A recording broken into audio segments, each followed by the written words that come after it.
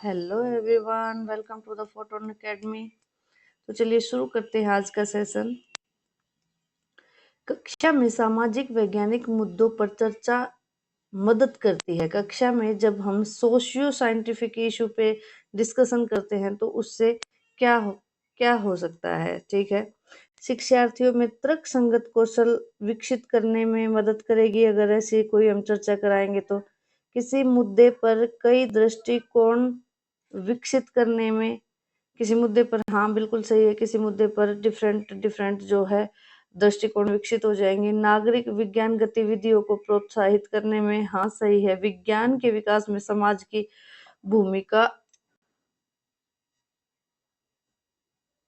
भूमिका की सराहना करने में। तो option B, C and D will be the correct answer. Next question, यदि if observation is represented by O, अगर हम ऑब्जर्वेशंस को ओ से रिप्रेजेंट करें एंड इन्फेरेंस को आई से रिप्रेजेंट करें, तो जो नीचे दिए गए चार ऑप्शन हैं इनमें से ऑब्जर्वेबल कौन से हैं और इन्फेरेंस कौन से हैं, यानी कि अवलोकन कौन से हैं और निष्कर्ष कौन से हैं।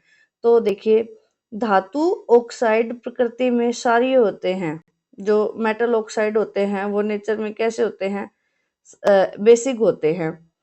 और air expand on heating, air गर्म करने पर फैल जाती है। तो ये बात हम देखकर पता लगा सकते हैं ना कि एयर के अगर हम टेम्परेचर इंक्रीज कर रहे हैं तो वो क्या करेगी, एक्सपेंड करेगी। ये ऑब्जर्वेबल है। Lime water turn milky on passing carbon dioxide, lime water के ऊपर से जब हम कार्बन डाइऑक्साइड पास करते हैं तो उसका कलर दूधिया हो जाता है। तो ये दोनों क्या है, ऑब्जर्वेबल हैं। दोनों क्या हैं, observable.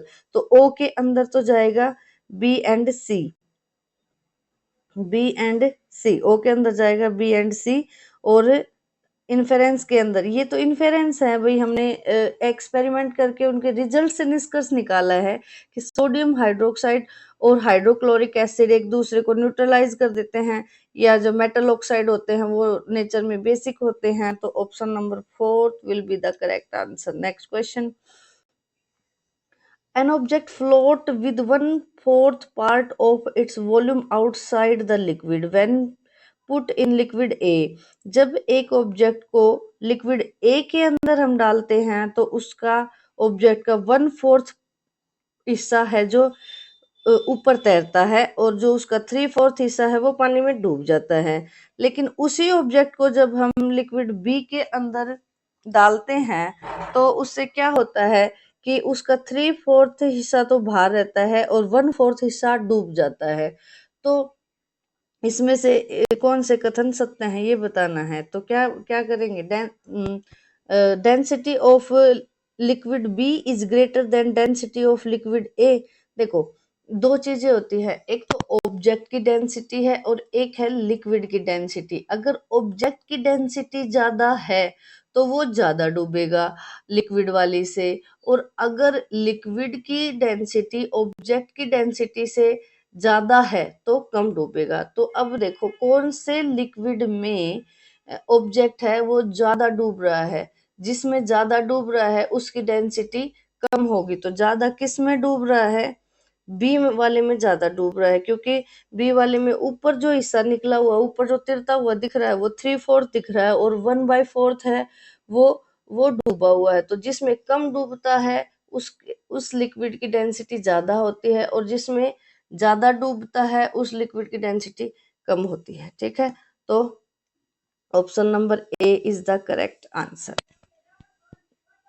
Next question, which of the following is are true regarding scientific investigation। Scientific investigation के रिगार्डिंग कौन सा रिजल्ट सही है। Result are not influence by procedure, result procedure से प्रभावित नहीं होते हैं। सोशल कॉन्टेक्ट्स में influence conclusion in any investigation, हाँ ये भी सही है। Data and evidence are same, नहीं, डेटा एंड एविडेंस आर से ये सेम नहीं है। तो सी ऑप्शन को काट दो। सी ऑप्शन मतलब सत्य है बताना है, तो सी तो नहीं है, सी दोनों में से कट गया। दोनों ऑप्शन ये बचे हैं अपने पास। तो there is no universal scientific method, कोई सार्वभौमिक वैज्ञानिक विधि नहीं है। हाँ ये सही है। तो option number A and B is the correct answer.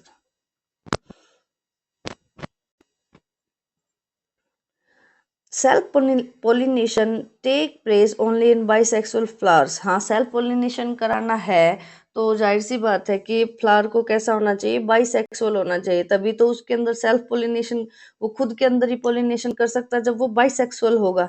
और bisexual flower can pollinate both, हाँ both by self and cross pollination. हाँ जो बाइसेक्सुअल फ्लावर होते हैं उनमें स्वपरागण भी हो सकता है और परपरागण भी हो सकता है, सेल्फ एंड क्रॉस दोनों पोलिनेशन हो सकते हैं।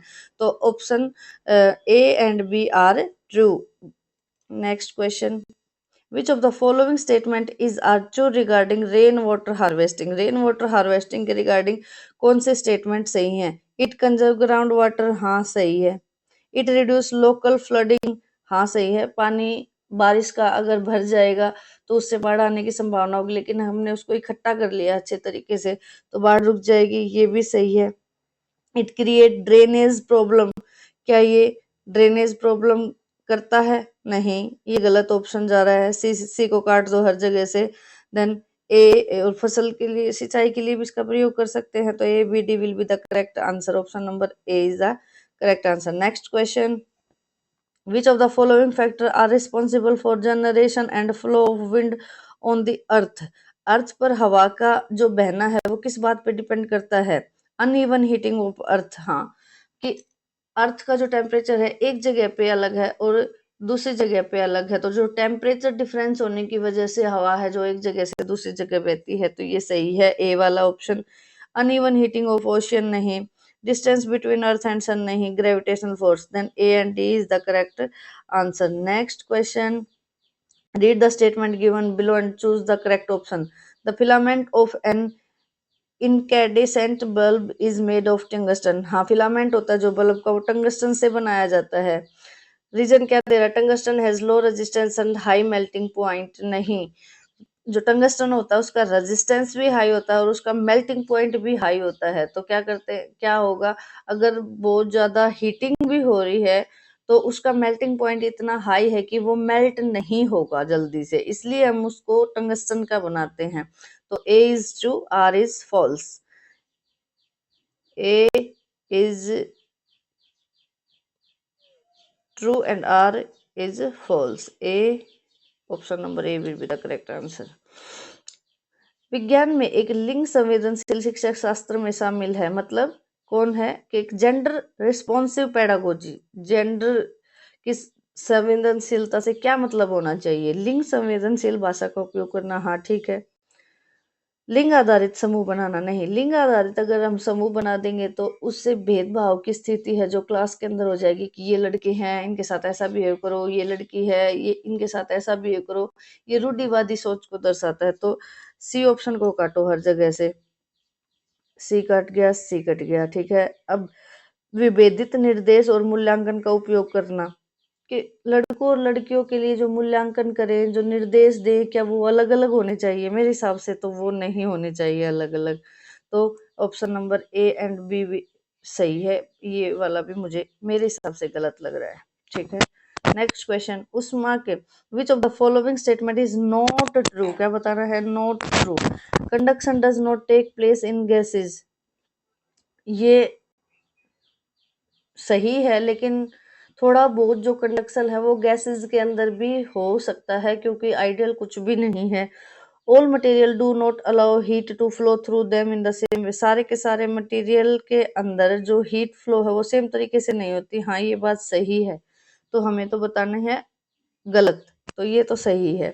Conduction is faster in solid than liquid, हाँ ये भी सही है। Two object should be in contact with each other for heat flow, नहीं ये बात जरूरी नहीं है। तो option number fourth is the correct answer. ये भी ए वाला जो ऑप्शन है ये भी गलत हो सकता, ये गलत हो सकता है क्योंकि थोड़ा बहुत कंडक्शन गैसेस के अंदर होता है, और ये क्या बोल रहा है कि गैसेस के अंदर बिल्कुल भी कंडक्शन नहीं हो रहा है, तो ये गलत बात है। Next question, the purpose of divergent question in science classroom can be. जो डाइवर्जेंट टाइप के क्वेश्चन होते हैं साइंस की क्लासरूम में, उनका क्या उद्देश्य हो सकता है? महत्वपूर्ण गंभीर सोच को बढ़ावा देना, छात्रों के बीच अंतर करना, बिल्कुल नहीं, गलत ऑप्शन। संचार कौशल विकसित करना, सबसे जो है आप बी को काट दो, बी ऑप्शन नेगेटिव है तो बी को सबसे काटो आप। Option number A will be the correct answer. C संचार कौशल विकसित होगा। ई वैकल्पिक अवधारणाओं की पहचान करना, हाँ को कुछ अल्टरनेट भी मिल सकते हैं हमें। और एफ विज्ञान में व्यक्तिपरकता की सराहना करना। ठीक है, नेक्स्ट क्वेश्चन। ये क्वेश्चन रिपीटेड है, मानव प्रेषण तंत्र की विशेषता, बंद और दोहरा प्रेषण चरण होता है। Next question, which of the following is true regarding scientific laws, scientific laws के बारे में कौन सा कथन सत्य है। उन्हें चुनौती नहीं दी जा सकती, भाई दी जा सकती है उनको, ये तो गलत है। वे भौतिक परिघटनाओं के लिए तर्क प्रदान करते हैं, हाँ ये सही है। वे अवलोकनीय परिघटनाओं के बीच, they describe relationship between observable and phenomena, हाँ ये भी सही है। वे वैज्ञानिक सिद्धांतों से बनते हैं, सत्य बताना है तो ज्यादा करेक्ट आंसर थर्ड रहेगा, बाकी बी भी ठीक है। ठीक है, नेक्स्ट क्वेश्चन क्या कह रहा है, the rate of breathing in aquatic animal is slower then the land animal, जो अर्थ पे रहते हैं, सतह पर रहते हैं, उनका जो सांस लेने की रेट है वो ज्यादा होती है, सॉरी कम होती है, किससे, एक्वेटिक एनिमल से नहीं। एक्वेटिक एनिमल की तो जो रेट है ब्रीथिंग की वो ज्यादा होती है, क्योंकि पानी में जो घुली हुई ऑक्सीजन होती है उसकी मात्रा एनवायरमेंट वाली ऑक्सीजन की मात्रा से कम होती है, तो उन्हें जल्दी जल्दी सांस लेना पड़ता है क्योंकि ऑक्सीजन के अमाउंट कम है वहां पे, तो द रेट उनका क्या है, ज्यादा होता है, तो ये ऑप्शन गलत है। Reason, presence of large amount, नहीं कम होती है, दोनों ही गलत है, both A and R false. Next question, the ceiling of cinema halls and concert hall are generally curved, जो सिनेमा घरों की छत होती हैं वो कर्व्ड नेचर की होती हैं। Sound wave after striking a curved surface gate reflected in all direction, ताकि जो साउंड वेव हैं वो उन कर्व्ड सरफेस से टकरा के वापस पूरे कोने कोने में जाए, इसलिए उनको क्या बनाया जाता है, कर्व्ड बनाया जाता है। A and R are true and R is the correct explanation of A. Next question. Which of the following is not caused due to the excessive use of fertilization and pesticide? ज्यादा pesticide और fertilisation के use से क्या नहीं होता, eutrophication यानी कि सुपोषण होता है, बायोमैग्निफिकेशन, सोइल इरोजन होता है, नाइट्रिफिकेशन, नाइट्रिफिकेशन नहीं होता, ये एक नेचुरल प्रोसेस है जो खुद से ही एनवायरनमेंट के अंदर होती है, ये वाली प्रोसेस नाइट्रिफिकेशन, तो option number fourth is the correct answer. Next question, an odometer है जो कार का, वो क्या मेजर करता है, distance travelled by the car. Next question, हाँ ये क्वेश्चन बहुत ज्यादा इंपॉर्टेंट है और हर पेपर में पूछा जा रहा है सीटेट के में, तो क्या है, एक ये जो मिरर दिए गए हमें ए बी सी और डी, हमें उनकी नेचर ऑफ इमेज दी गई है और उनका साइज ऑफ इमेज दिया गया है, तो हमें ये बताना है कि ये कौन सा किस टाइप का मिरर है, बी किस टाइप का मिरर है और सी किस टाइप का मिरर है। तो देखो ए में वर्चुअल और इरेक्ट बन रही है, तो देखो जो प्लेन मिरर होता है और प्लेन मिरर और कनकेव मिरर, इन दोनों की जो इमेज बनती है वो हमेशा कैसी बनती है, प्लेन मिरर की जो इमेज होती है वो होती है इरेक्ट एंड वर्चुअल। ठीक है, बी में बन रही है हमारे पास रियल एंड इन्वर्टेड, सी में बन रही है रियल एंड इन्वर्टेड, तो जो कनकेव मिरर होता है उसकी होती है रियल रियल, और जो कॉन्वेक्स होता है उसकी होती है वर्चुअल एंड इरेक्ट।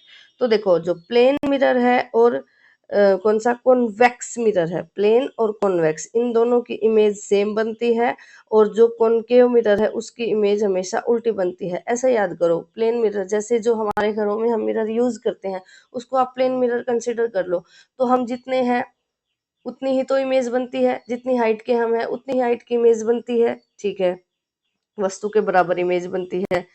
क्या हम उस इमेज को पकड़ सकते हैं, नहीं, वो आभासी होती है यानी कि वर्चुअल होती है, और इरेक्ट अगर हम सीधे खड़े हैं तो सीधी बनती है। तो ऐसे जो प्लेन मिरर में जो हमारे घरों वाले मिरर में इमेज बनती है वैसे ही कॉन्वेक्स में बनती है और कनकेव में इन दोनों से उल्टा बनता है। तो ऑप्शन ए ए कैसा है, प्लेन है, बी कैसा है, कॉनकेव है, सी कैसा है, कॉनकेव है और डी कॉन्वेक्स है। तो option A is the correct answer. Next question, 3 identical holes are punched at the different level in the plastic bottle. The bottle is filled with water. Which of the following statement is true regarding the flow of water from the holes? देखो, एक बोतल ली गई है, उसमें different different height पर whole किए गए हैं, बोतल को पानी से भरा है, एक होल ये हो गया, मान लिया एक होल ये हो गया और एक होल सबसे ऊपर हो गया, ठीक है। तो ऑप्शन बताना है हमें कौन सा सही है। Water from the lowest hole come out with the largest hole. जो सबसे लोवेस्ट होल है ना, उसमें क्या होता है कि सबसे ज्यादा फोर्स के साथ पानी बाहर आएगा। तो जो प्रेशर होता है, प्रेशर वो क्या होता है, एच रो जी, एच रो जी। एच क्या है, हाइट, रो लिक्विड की डेंसिटी और जी क्या है, एक्सेलेरेशन ड्यू टू ग्रेविटी। अगर मान लिया ये बोतल की हाइट है, तो सबसे ज्यादा लिक्विड की हाइट अगर हम सरफेस से यहां से मेजर करें तो सबसे ज्यादा हाइट इस नीचे वाले होल की होगी। तो नीचे वाले होल में प्रेशर सबसे ज्यादा होगा क्योंकि हाइट वहां पे सबसे ज्यादा है। तो ये बात सही कह रहा है कि जहाँ पे फोर्स सबसे ज्यादा होगा वहां पे, सॉरी, प्रेशर सबसे ज्यादा होगा वहां पे फोर्स भी सबसे ज्यादा होगा। तो option number A is the correct answer, A correct है। वाटर फ्रॉम हाईएस्ट होल कम, ये बी गलत है, बी, ठीक है, बी गलत है। Water from lowest hole falls at the maximum distance, जितना ज्यादा प्रेशर होगा उतना ही दूर तक पानी जाएगा। Then A and D is the correct answer, A and D is the correct answer. Next question, the colour of flame depend on nature of combustible substance. हम किस मैटर को जला रहे हैं, किस मटेरियल को जला रहे हैं, उस पर डिपेंड करता है कि उसके अंदर जो आग जलेगी उसका कलर कैसा होगा। ऑक्सीजन सप्लाई पे नहीं डिपेंड करता, टेम्परेचर ऑफ सराउंडिंग पे डिपेंड करता है। Then A and C is the correct answer. Next question, एक क्लास 7 के अंदर teacher plans to identify alternate conception of the student in the topic of adaption in plant and animal. Which of the following set of strategy is best studied for this purpose? क्या कह रहा है, पौधों और जानवरों में अनुकूलन विषय में छात्रों की जो अलग अलग अवधारणाओं की पहचान करने की योजना बनाते, तो इससे क्या होना चाहिए, इसके लिए क्या क्या जरूरी है? तो क्या क्या होना चाहिए, diagnostic, questionnaire, interviews and drawing, डाइग, ठीक है। Option number A is the correct answer. Next question, क्या कह रहा है कि Sunita drop a piece of the potassium metal in the beaker of cold water, note down the observation. जो सुनीता ने एक पीस ऑफ पोटेशियम मेटल लिया और किसके अंदर डाल दिया, वाटर के अंदर डाल दिया। विच of the following observation is not correct? Hydrogen gas evolved, नहीं, देखो कल मैंने आपको रिएक्टिविटी सीरीज के बारे में बताया था। तो जो पोटेशियम है वो रिएक्टिविटी सीरीज में सबसे ऊपर एग्जिस्ट करती है। तो जो पोटेशियम है वो वाटर के साथ बहुत वॉयलेंटली रिएक्ट करती है, ठीक है, और वो बहुत ज्यादा एक्सोथर्मिक रिएक्शन होते हैं क्योंकि हीट बाहर आती है। और हाइड्रोजन जो ऊपर वाले जो दो रिएक्शन, दो तीन मेटल हैं एक्टिविटी सीरीज के अंदर, सोडियम, पोटेशियम, मैग्नीशियम, ये क्या है कि उसके साथ हाइड्रो एसिड के साथ रिएक्शन करके हाइड्रोजन गैस नहीं निकालती। तो अगर आपने जो एक्टिविटी सीरीज वाली क्लास है वो नहीं देखी है, वो 7 मिनट की क्लास है, लेकिन उससे डेफिनेटली एक या दो क्वेश्चन सीटेट के अंदर आता ही आता है। तो हाइड्रोजन गैस इवोल्व नहीं होगी। पॉप साउंड इज हर्ड, हो सकते सुनाई दे। Potassium react violently with water, not correct बताना है। हाँ, तो ये तो गलत है। Potassium react violently with water, हाँ ये तो सही है। तो हाइड्रोजन गैस इवोल्व नहीं होती, हाँ तो यही ऑप्शन है। इट इज एंडोथर्मिक रिएक्शन है, एंडोथर्मिक नहीं होती है, एक्सोथर्मिक होती है। तो ये इज द बेस्ट ऑप्शन है। Hydrogen gas is evolve, hydrogen gas भी नहीं निकलती। नेक्स्ट क्वेश्चन,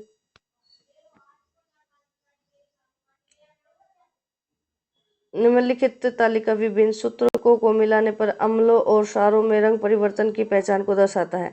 देखिए, हमारे पास ये इंडिकेटर दिए गए हैं 4, कौन कौन से, टर्मरिक है, चाइना रोज है और फिनोफ्थलीन है और मिथाइल ऑरेंज है। तो क्या कह रहे हैं, जब हल्दी अम्ल कलर चेंज इन एसिड, हल्दी के अंदर कोई एसिड डालेंगे तो कोई कलर चेंज होता है नहीं, और बेस अगर डालेंगे हल्दी के अंदर तो उसका कलर ए में चेंज हो जाता है। तो हमें पता है जब भी टर्मरिक हल्दी जो है बेस के साथ रिएक्शन करती है तो वो या तो लाल कलर देती है या लाल और भूरा कलर देती है, रेड या रेड ब्राउन। तो ए ऑप्शन जो हो जाएगा वो हो जाएगा लाल, रेड और ब्राउन। ठीक है, और जो क्या है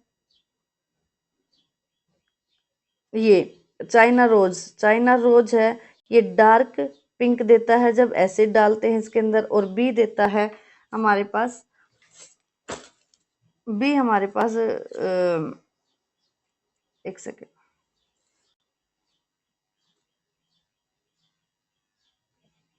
जो बी कौन सा है, चाइना रोज हमारे पास क्या देता है, बेस के अंदर डालने, बेस डालते हैं ना चाइना रोज के अंदर तो वो कैसा कलर देता है, ग्रीन देता है।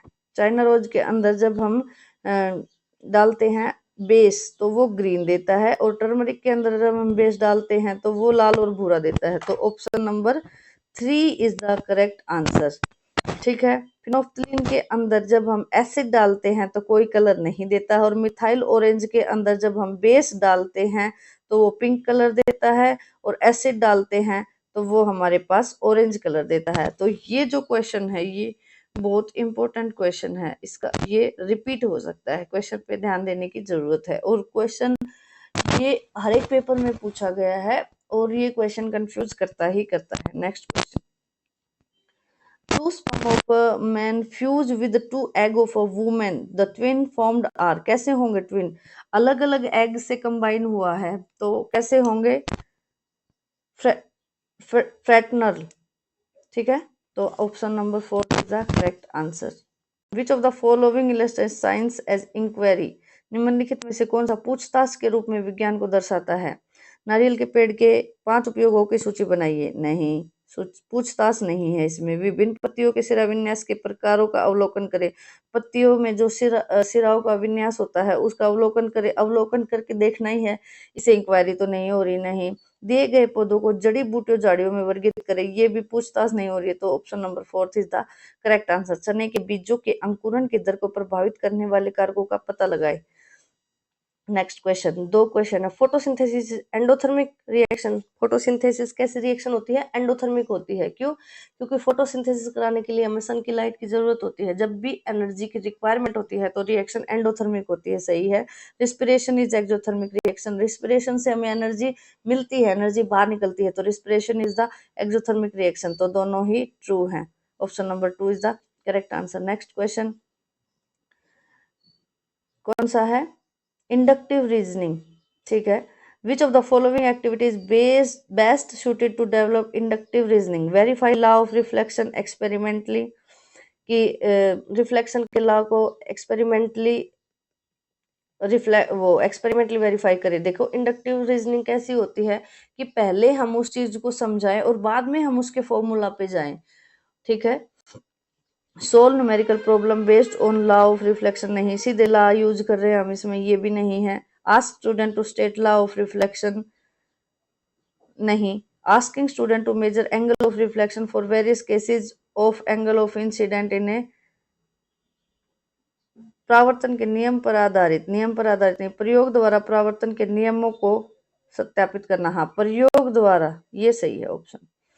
ठीक है, next question, the atomic number of A is 13 and the atomic number of B is 17, the chemical formula of the compound is AB3 होना चाहिए। जैसे कि एग्जाम्पल देखो, एल्यूमिनियम का कितना होता है 13, क्लोरीन का कितना होता है 17, तो जो इससे एल्यूमिनियम और क्लोरीन से जो कंपाउंड बनता है वो होता है AlCl3। ठीक है, AlCl3, तो option number 4 is the correct answer. Read the statement given below and choose the correct option. It is recommended that acid should be added to water for diluting the acid and not vice versa. जब हम acid को dilute करते हैं तो पानी के अंदर acid डालना चाहिए, ना कि एसिड के अंदर पानी, ऐसा होना चाहिए। क्यों, रीजन क्या दे रहा है, dilution is highly exothermic reaction. हाँ सही है कि डाइल्यूशन जो होता है, जो प्रोसेस डाइल्यूशन का, एसिड को हम पानी मिलाने वाली जो रिएक्शन होती है वो बहुत ज़्यादा एक्सोथर्मिक होती है। एक्सोथर्मिक होने की वजह से हीट बाहर आएगी और हम जल सकते हैं। इसलिए क्या सलाह दी जाती है कि पानी के अंदर एसिड की ड्रॉप्स डालो, ना कि एसिड के अंदर पानी की ड्रॉप्स। तो both A and R correct, and R is the correct explanation of